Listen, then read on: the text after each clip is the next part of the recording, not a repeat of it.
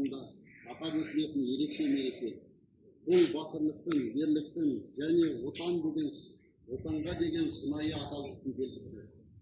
Отанды қорғау үлкен мәртебе және қасиетті парыз.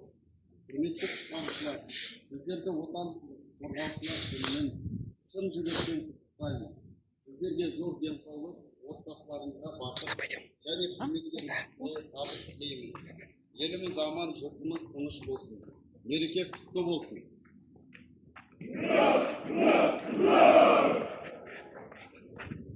Рапорттау рәсіміне көшеміз. Қазақстан Республикасы төтенше жағдайлар министрінің бұйрығынан үзінді. Азаматтық қорғаудың мемлекеттік жүйесін дамытуға қосқан үлесі және 7 мамыр отан қорғаушы күні мен 9 мамыр жеңіс күнін мерекелеуге байланысты. Басшы құрамның арнаулы атағы атқаратын штаттық лауазымы бойынша көзделген арнаулы атақтан бір саты жоғары берілсін. Азаматтық қорғау полковнигі